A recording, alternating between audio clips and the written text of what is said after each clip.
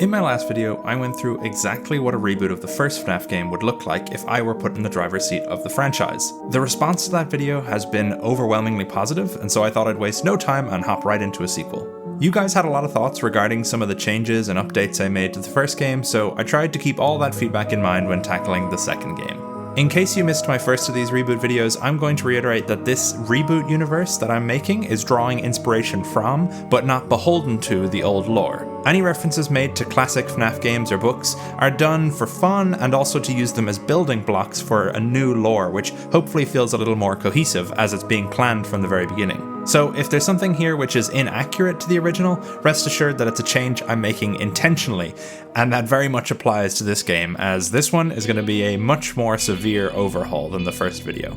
Anyway, without further ado, let's jump into the sequel to FNAF Anniversary, which I'm going to call Five Nights at Freddy's Heyday.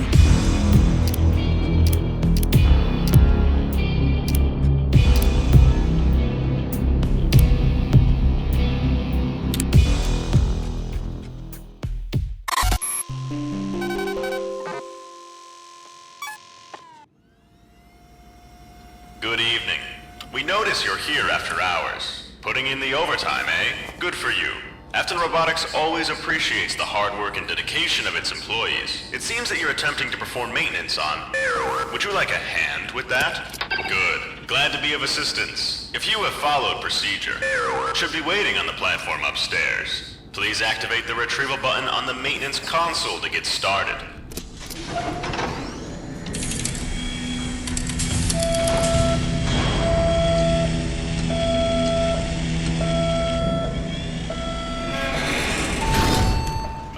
It appears our system does not recognize the animatronic you're trying to perform maintenance on. This station is only intended for maintenance pertaining to approved Afton Robotics creations. Are you sure you wish to continue? Okay, let's get started. First, please proceed with any required maintenance and/or cleaning.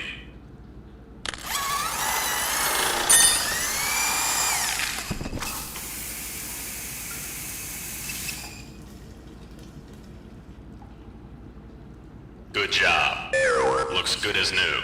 Before we send Error back on stage, we must ensure the animatronic is functioning as intended. To proceed, please connect your FAS remote to the maintenance console. If you do not have a FAS remote or fail to connect one in the next 10 seconds, that means you should not be here and the authorities will be contacted. Good job. On your remote, 3 buttons should have engaged. The first is a prompt button, which will test animatronic responses to external stimuli, to ensure our latest and greatest animatronic toys remain fully operational during showtime. Between prompts, be sure to use your second button to activate your FAS remote's inbuilt flashlight and shine it directly at the animatronic's eye sensors. This will initiate a soft reset to prepare the animatronic for the next prompt. Be aware that these animatronics are considered heavy machinery. If the animatronic is not performing as expected and displays erratic or dangerous behavior, press the third button on your FAS remote to administer a controlled shock. This should promote a hard reset on all internal systems. But be careful, more than 3 resets in a single maintenance session can damage equipment. So it's best to play it safe and report any failed maintenance to your supervisor. To begin animatronic responses, please choose an appropriate sound prompt package from the list provided on your maintenance panel. You have chosen Error. Press the prompt button on your FAS remote to proceed.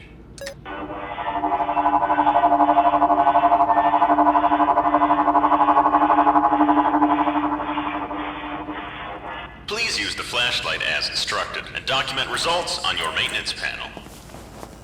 Let's try again, shall we? Press the prompt button to cycle to the next item in your prompt package.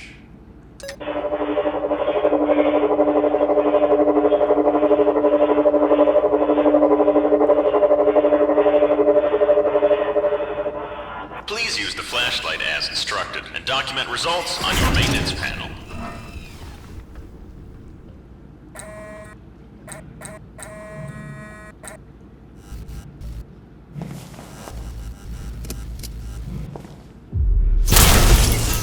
Looks like that didn't have the intended response. Let's try again, shall we? Press the prompt button to cycle to the next item.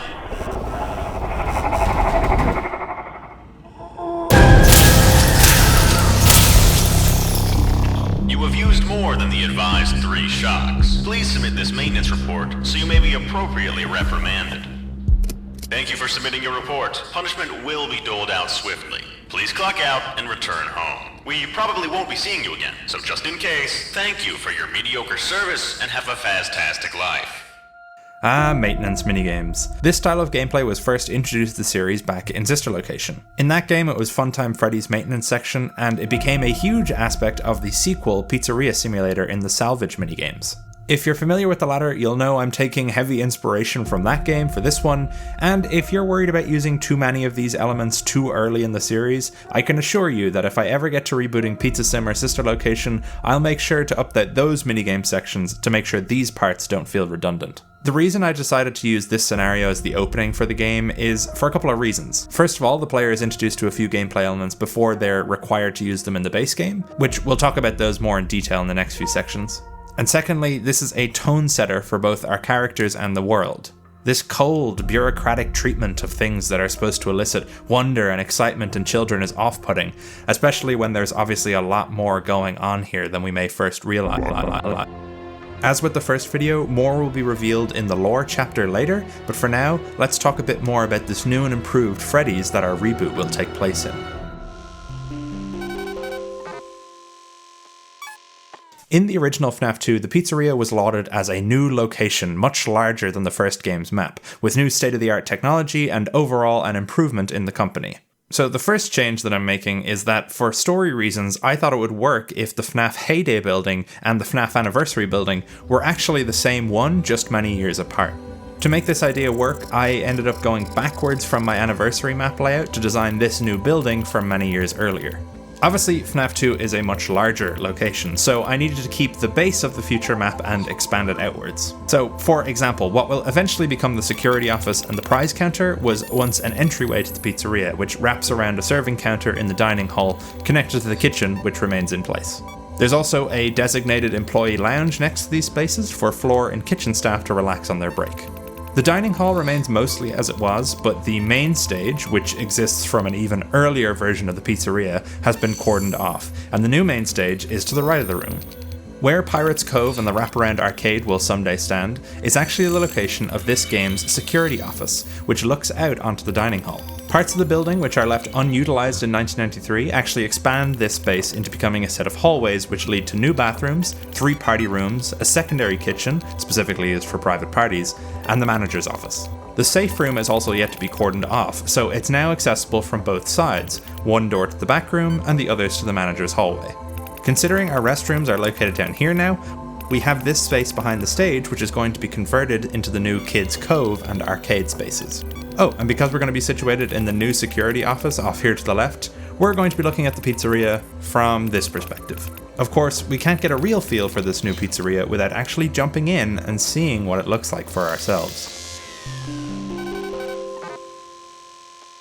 FNAF 2's gameplay loop is one which is both reviled and revered depending on who you ask. Obviously, the original game introduced us to the 5 new animatronic threats and removed our familiar defenses from the first game. While in concept I really like the idea of bombarding the player with new threats, in execution there's very little which set each of these animatronics apart. Now, some people's approach to redesigning FNAF 2 is to give all the animatronics all unique mechanics, but I find that there are simply too many new animatronics to do that for.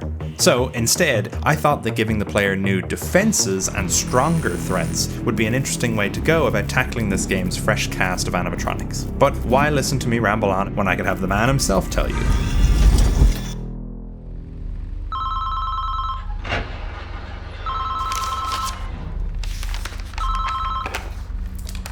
Hello?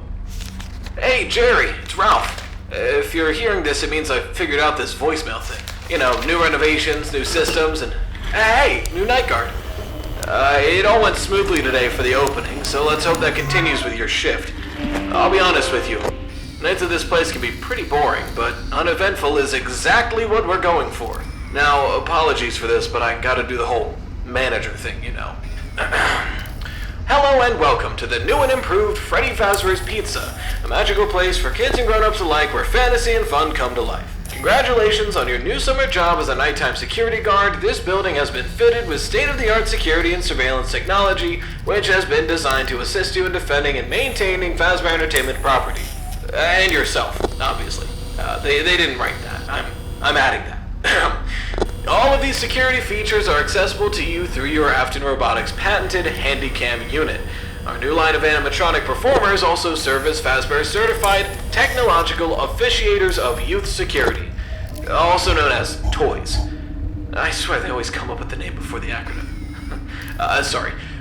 That's right, in this game, the toys are on our side and serve as our main defenses against the Withereds.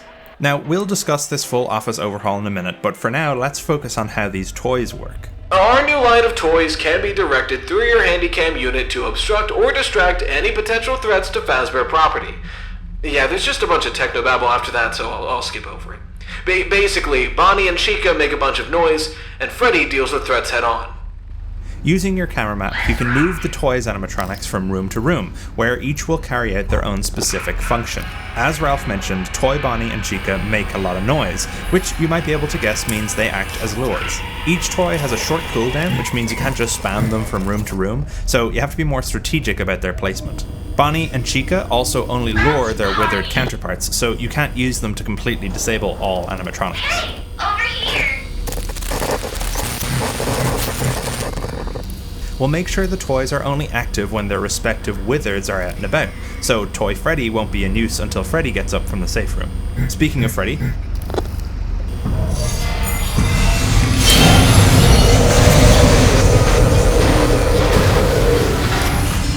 You're my friend!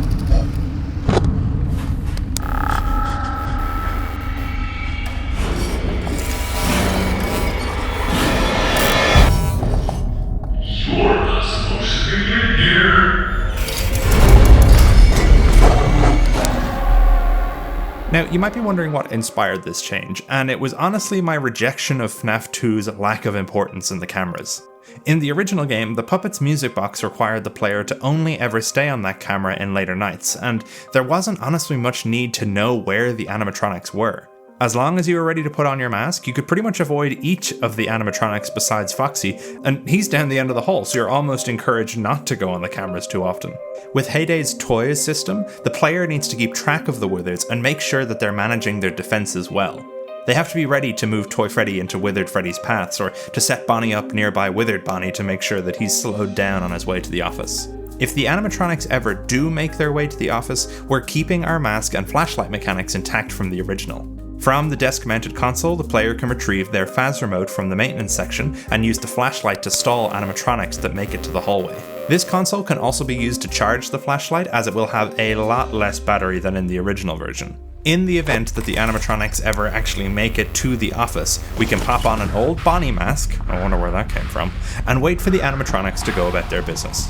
Taking some inspiration from the unreleased dev version of FNAF 2, this mask mechanic has a timer, meaning you can't just hide in the mask forever. This also encourages the player to handle the threats before they make it to the office, as if they get too close and you have to wait for multiple animatronics to leave, you'll probably not last very long in the mask, considering it's a very musty, moldy, not made for human respiratory systems animatronic face. I honestly doubt you'll have need for most of the security stuff. Worst I ever had to deal with on the night shift were some bored teens trying to make trouble. Ended up using a Freddy mask to blend in with the merchandise until they left. Yeah, I was never much cut out for the security office. But hey, I'm sure you'll do much better. Okay, Jerry, it's been a long day, so I'm gonna catch some shut-eye. If you need anything, just let me know by tomorrow night, and we'll sort it out. Okay, good night. Oh, and have a fantastic shift.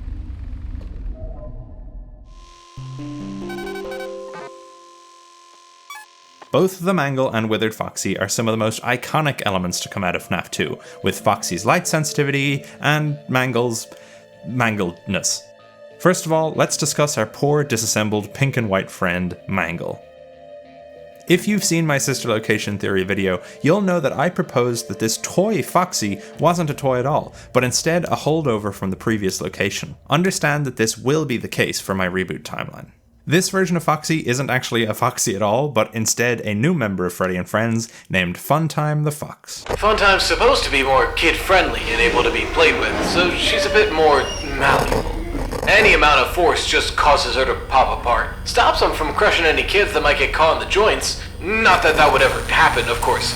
At least, not again. The mangle, technically not being a toy, isn't controlled by our camera systems. The mangle's first function is to act as a sort of anti-toys character.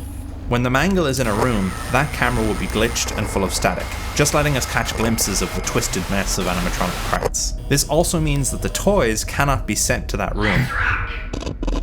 This will lead to moments where the player wants to send Bonnie or Chica toys into these rooms, but is blocked by the mangle. The player either then has to wait it out and hope the Withereds don't move closer, or they have to improvise an alternative strategy. Staff was supposed to put him back together at the end of every shift, but I guess people got lazy. Obviously, we fixed her up for the opening, but I doubt it'll be long before she's back to being... well, the staff calls it the mangle. Names like that tend to stick. Anyway, those vents in your office are rigged with motion triggers. If anything does set off the sensors, just tap the lit up button and it should scare off whatever's scampering through. I'm told it's a pest control measure.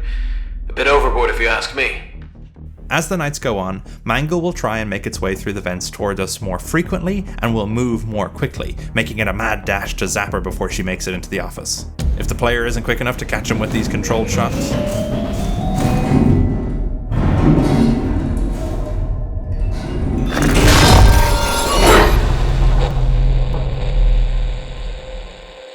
obviously, we have no toys equivalent to deal with our shy pirate friend, so instead we're going to have to deal with him in another way once he activates on night 3. In this game, the front office door from the original has been replaced with a large window. Throughout the night, the player will catch glimpses of a shadowy Foxy progressing his way through the diner area closer and closer to the player.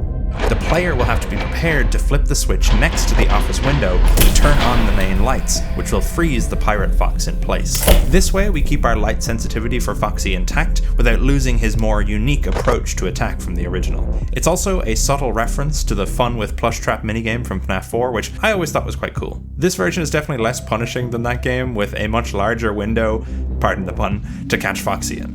Hitting the light switch too early will mean the player loses access to it for a short time, indicated by the power box fritzing out.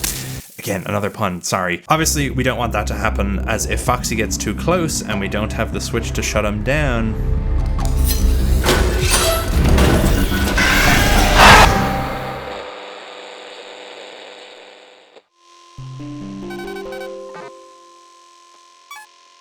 the puppet, one of my favourite FNAF characters, and also my least favourite element of the original FNAF 2.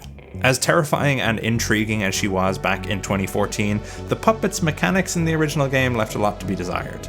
I think, in concept, this ever-looming threat, which is only a few ticks of the music box away from unleashing hell on the player, is really cool, but in execution, as mentioned before, the player is forced to stay on the prize corner cam if they ever want to stand a chance of surviving the later nights. This mechanic obviously can't remain in this new version of the game, at least not without some alterations. I considered leaving the puppet to only appear on night 5, similarly to how I treated Golden Freddy in the first game, but honestly, this game is going to be our only real opportunity in the series for the puppet to act as a main antagonist against our player, so I don't want to waste her. How then am I going to handle the puppet in FNAF Heyday? Well, on night 2, Ralph has this to say. You may have noticed the ceiling rails around the building. Those are actually a remnant of a previous restaurant. One of the old characters used them to get around. Now, that particular animatronic was supposed to be deactivated, but the technicians always had a hard time keeping it deactivated. So instead we found a way to repurpose it to dole out prizes in the arcade. To keep it functioning though, it needs to come out of its box every now and then to glide around so its servos don't lock up, which it does at night. Yeah, look, before it was a gift giver, it was sort of a precursor to the current security bots. Thing is, it was always a bit more aggressive. Considering you're there after hours, the old programming might mistake you for an intruder. So if you ever find it approaching the office, just use the music box system on your camera feed to stall it. For some reason, the lullaby sort of neutralized its AI for a while. So just make sure you keep an eye on it in case it moves. It's best not to let it get to the office. I think this system for the puppet keeps the same spirit as the old version, while making sure the player still has to use the camera systems to their full extent.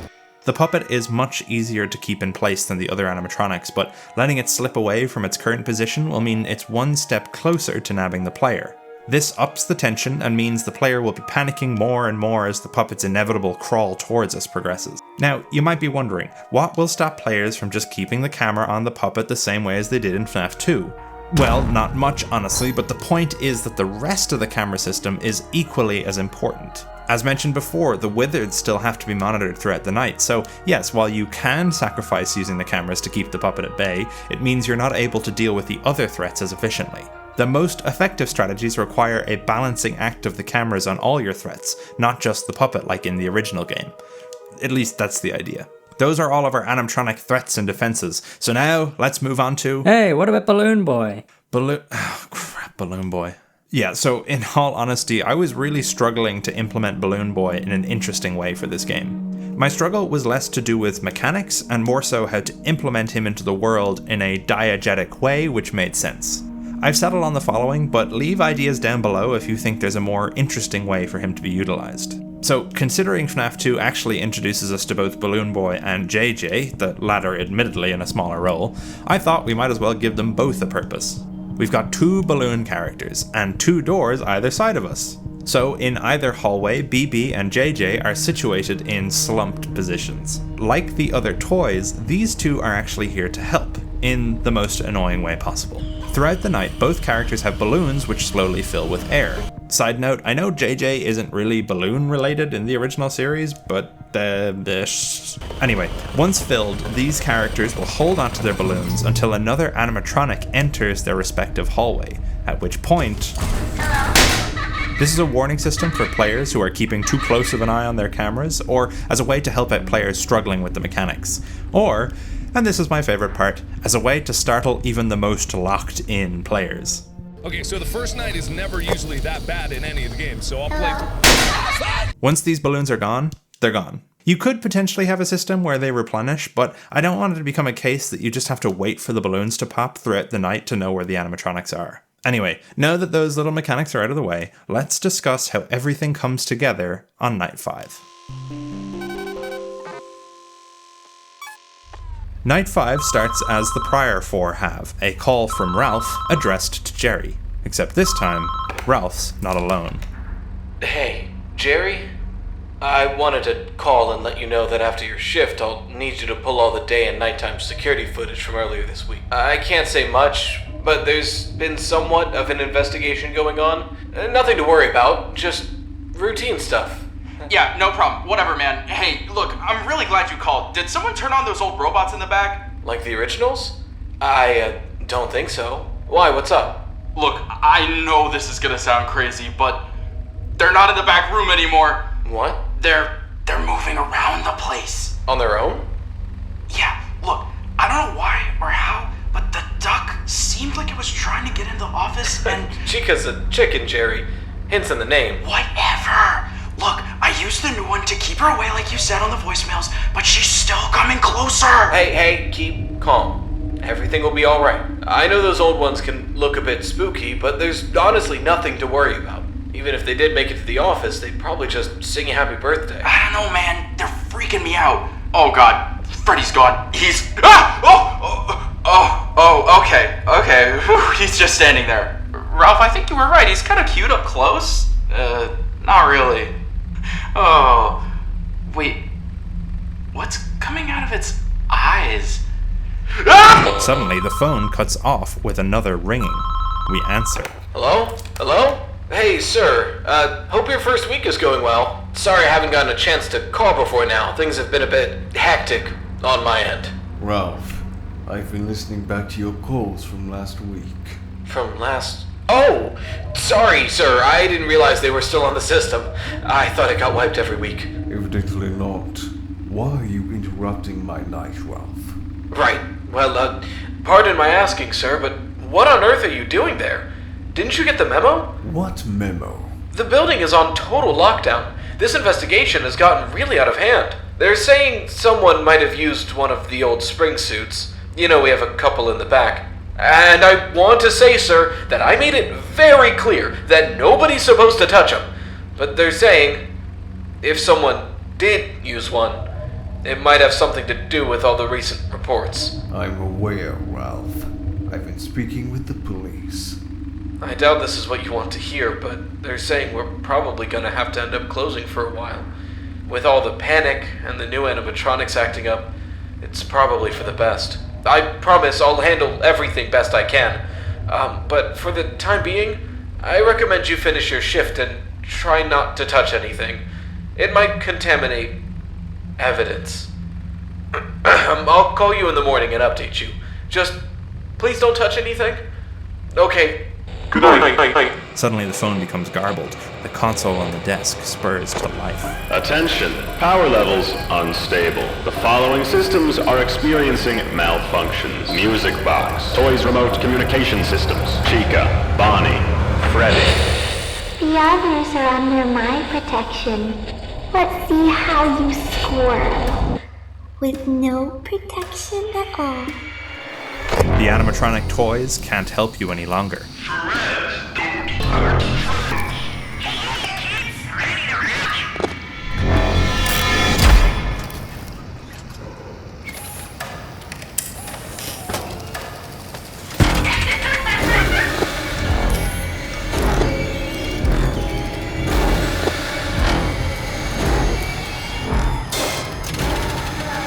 I didn't just throw 3 random threats at you in the last night of the game without any extra way of dealing with them. So throughout the night, the animatronics will one by one be reactivated for a moment, and you have to move them away from the office. Then they'll go back under the puppet's control and continue moving back towards you.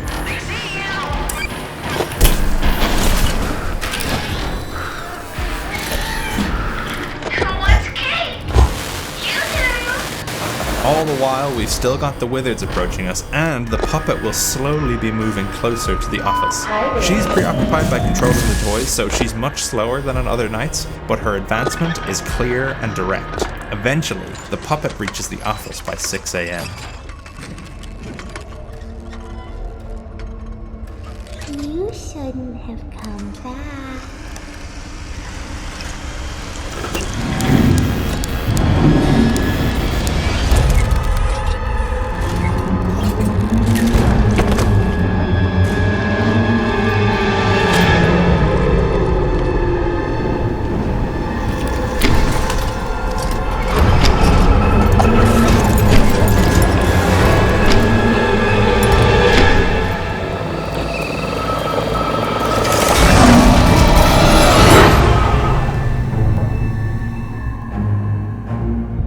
So, obviously, this isn't the canon outcome for the game, just a what-if scenario that our player is privy to without discovering the true secrets buried deeper within this game's lore. And speaking of which... Okay, so much like the first video in this series, I want to try and keep the original spirit of FNAF 2's story intact, though as you can probably already tell, I have some much bigger changes in mind regarding this game's story. One thing eagle-eye viewers of the last video may have noticed was that in the flashback arcade minigames, the walls of the MCI pizzeria were plastered with posters of the toy animatronics. And yet they still maintained the June 1985 date of the original series killing spree. While some thought this might be a mistake, this is actually my first major change to the lore. In this new reboot universe, the MCI still occurs in 1985, but the pizzeria is the same one as we see here in FNAF Heyday. Now, why did I make this change? Well, in FNAF 2 we were introduced for the first time to William Afton, or as we knew him back then, the purple guy. Throughout the first set of minigames, we are shown exactly how William went about committing the MCI, Charlie's murders, and, well, this treat of a minigame, Save Them. While there is still debate to this day as whether or not Save Them is depicting a second set of murders, that was most certainly the most popular interpretation of these secrets at the time. And as impactful as that game tries to make these victims, it seems that going forward, regardless of the original intent, Scott decided to leave this minigame in the dust. There are no references beyond FNAF 2 to the DCI, at least in any direct way. Sorry, Lefty DCI. So in my reimagining, I decided to leave the DCI on the cutting room floor and merge it and the MCI together. This also gives William the opportunity to stuff the kids into their respective suits, as the Withereds aren't on stage performing, they're already slumped in the back room going unused, making them the perfect vessels for him to utilize in secret. But of course, this is only scratching the surface of the deeper narrative buried within FNAF Heyday. We've still got minigames, secret characters, and the true ending to get to, so let's not waste any more time and jump right into the lore. The original FNAF 2 introduced us to a slew of new, seemingly important, but very confusing secret characters. Now, I'm not going to be adding as many or even the same secret characters from the original FNAF 2, but following tradition, I think it'd be a shame not to include some. As we already have JJ out in the hallway, I still thought it would be fun to have a pair of white eyes which could be seen peering out from beneath the desk. And if you're unlucky enough, this could result in Dee Dee finding her way out and onto your desk console. Dee Dee blocks your charging port for the flashlight and laughs while she does it, classic Balloon Boy style. These 3 paper pals return from the original sporting a new colour scheme hinting at earlier origins. And finally...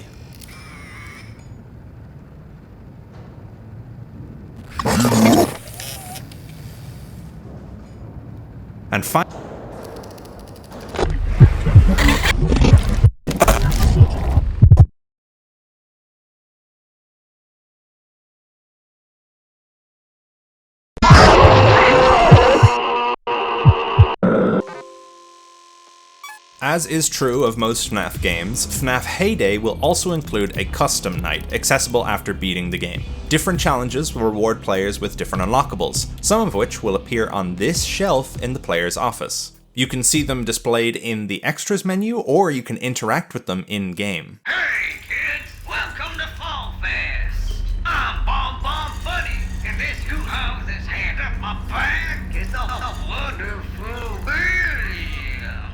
In the first video, I spoke briefly about an interactable phone placed in the office. Unfortunately, there turned out to be some weird video glitch, so I didn't get to discuss it fully, so sorry about that. Anyway, in the same vein, I thought it would be cool for certain elements of this office to be interactable as well, such as the desk console. You can fiddle with these controls to change which song plays when we're using the music box.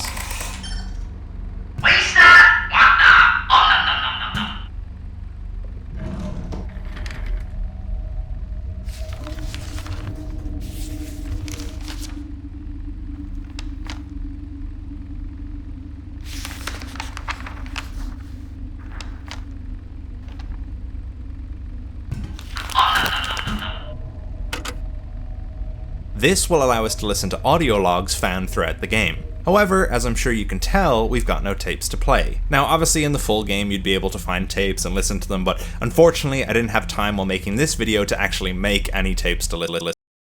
Throughout the nights, the players can also locate arcade tokens. If the player collects one, at the end of the night they will be prompted to choose an arcade game to play. Arcade 1, Hit and Run Dead. In this arcade, we play as a survivor of the zombie apocalypse, driving their way through the wastelands and trying to knock down as many shambling corpses as possible. As we're driving, we can drink collectible cans of energy drink to give us a speed boost, and at one point in the game, one of the broken sides on the roadway is glitchy. If we take this road, suddenly the car we're driving is a deep shade of purple, and it's nighttime.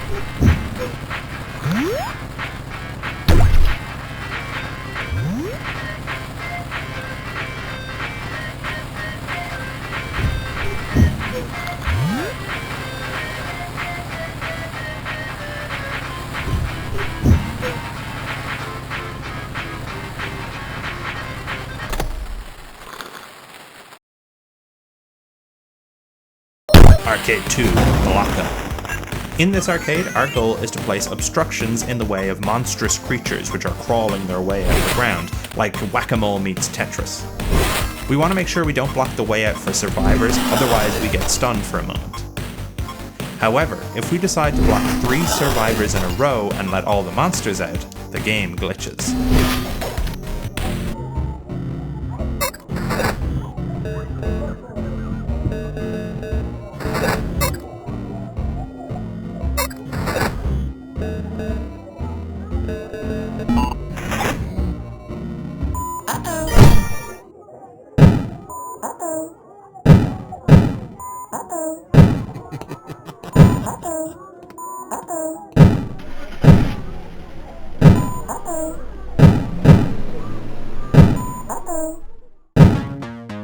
Arcade fun.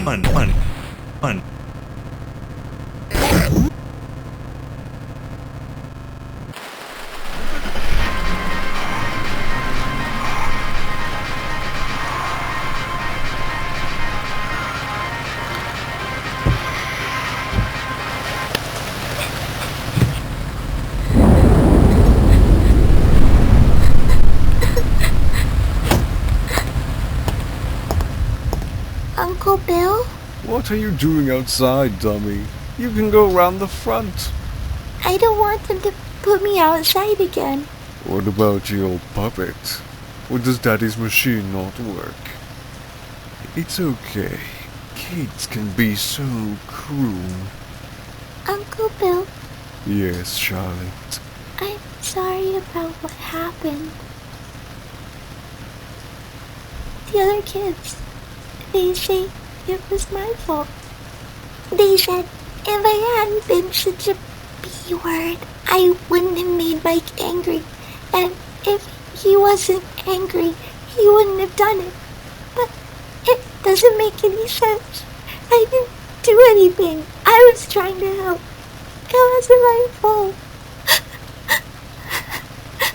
You know, Charlie, you're a lot like your father. Uncle Bill? Arcade 3 Dungeon Crawl. Dungeon Crawl is an isometric fantasy game where the player is a wizard who has to literally crawl through a goblin's dungeon with really low ceilings. The player must send fireballs in the direction of oncoming enemies and collect treasure.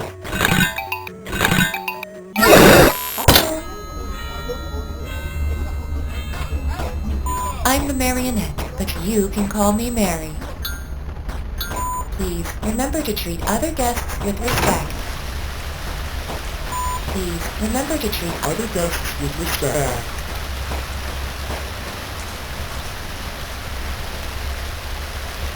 Hi there. Looks like you wandered off, Billy. Hi there. Hi there.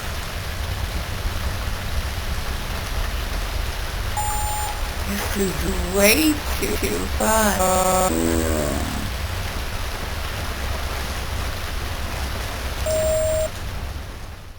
Arcade 4 One Nerd Army.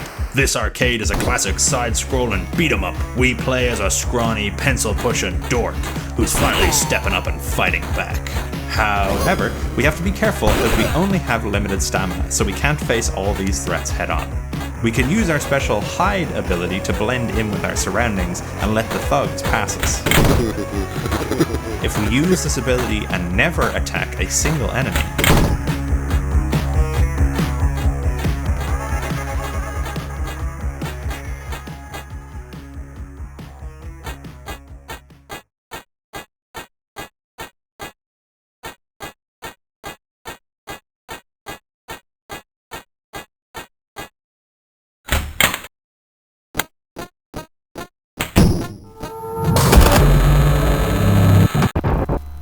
Hi there. Please remember to treat other guests with respect. Stupid thing. It's me, William Afton. Of course, I know who you are, silly. What? All Fazbear Entertainment staff and animated property are legally authorized to use physical force in the state of Utah for security purposes. Get in here. Your stupid marionette's acting up again. Dummy. What? Kids can be so cruel. It's me.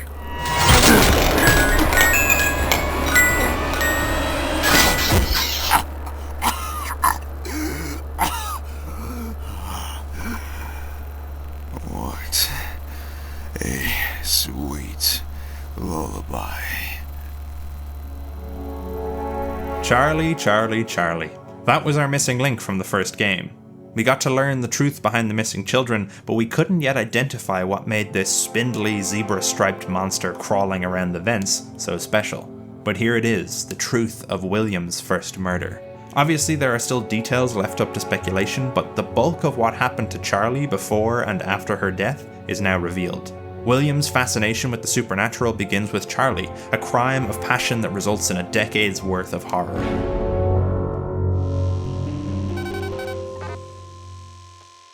To achieve the true ending of FNAF Heyday, the player will not only have to complete the hidden arcade games we talked about before, but also play through the memories of William from the week prior to the game. Considering we're playing as this ruthless killer, our goals, sickeningly, must align with his, and it's our job to make sure his plan comes to fruition. To start this trip through William's mind, we have to click and drag the U icon on the map to different parts of the building, the same way we do with the toys. On night 1, we have to drop ourselves to the exit.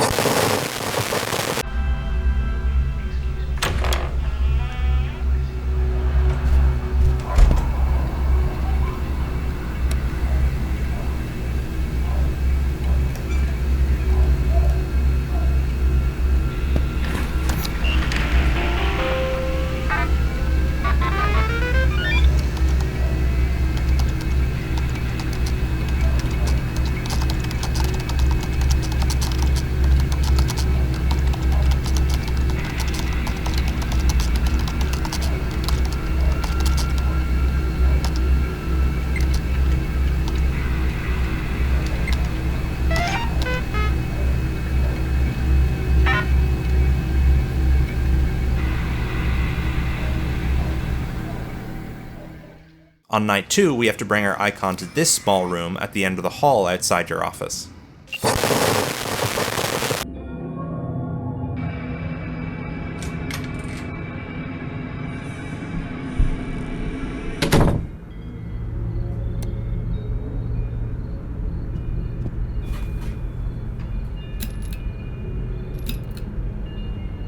Hi there, you have reached the office of Ralph Burgess. Please leave a message and I'll be sure to get right back to you. Beep?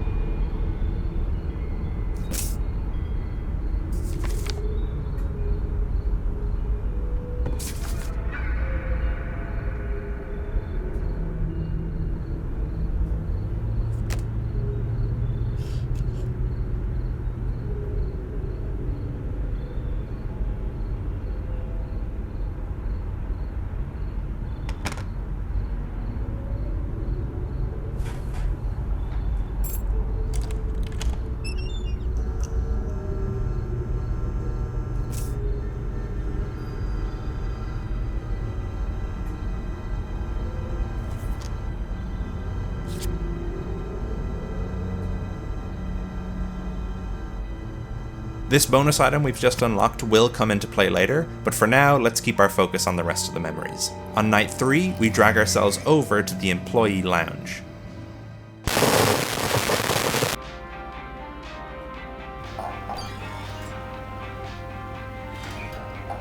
Afton Robotics. Make the astonishing a reality.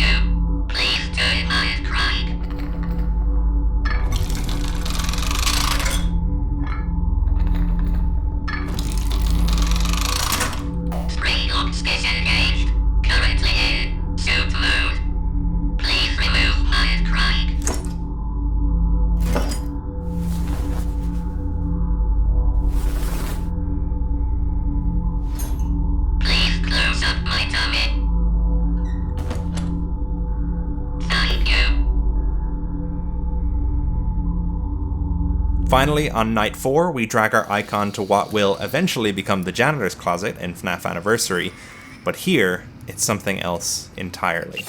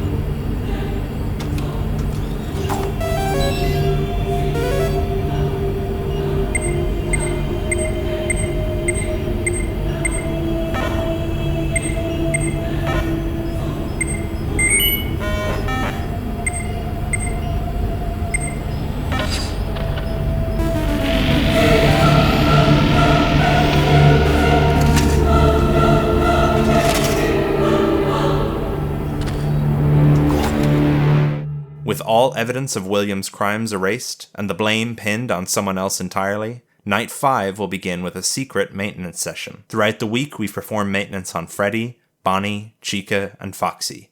And now...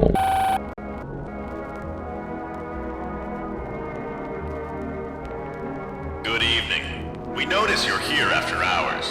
Putting in the overtime, eh? Good for you. Afton Robotics always appreciates the hard work and dedication of its employees. It seems that you're attempting to perform maintenance on there, or would you like a hand with that? Good. Glad to be of assistance.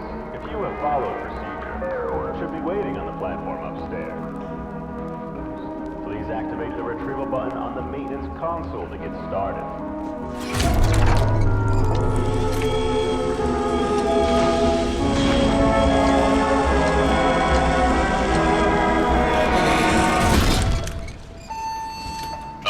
It appears our system does not recognize the animatronic you're trying to perform maintenance on. This station is only intended for maintenance pertaining to approved Afton Robotics creations. Are you sure you wish to continue? Okay, let's get started. First, please proceed with any required maintenance and/or cleaning.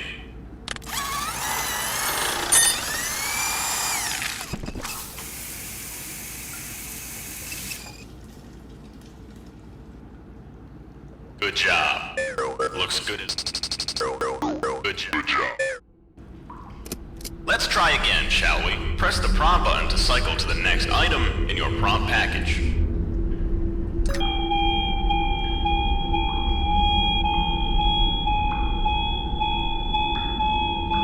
Please use the flashlight as instructed and document results on your maintenance panel.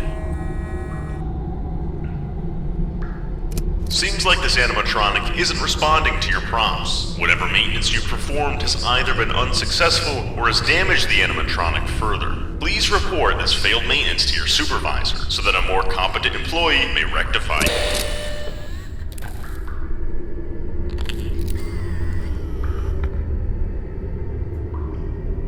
It appears you're trying to delete the contents of this maintenance session. Please confirm with your personal access code. Thank you. Henry Emily. After completing this maintenance session, Night 5 finally begins, with a small wristband sitting on the desk, along with a note.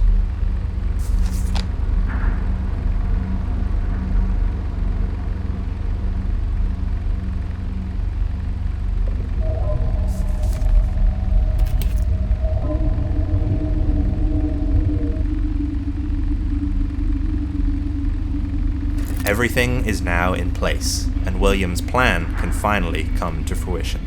Night 5 goes about the same as it does in the base game, with the puppet controlling the toys making their way toward the office. The night comes to an end with the puppet appearing in the office, but in this version of events, William is ready.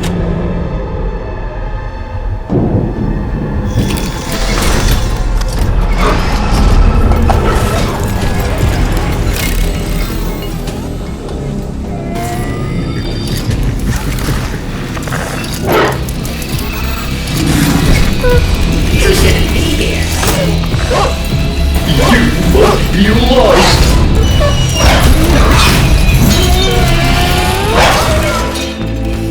Uh-oh. Funtime's falling apart again. Want to help put her back together?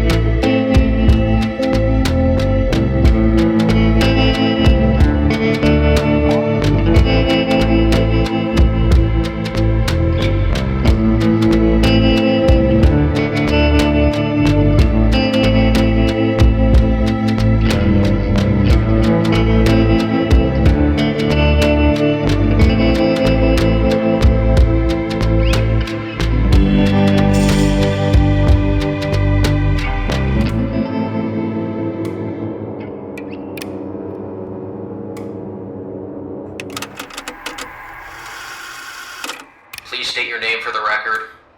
My name is William Afton. Very good, Mr. Afton.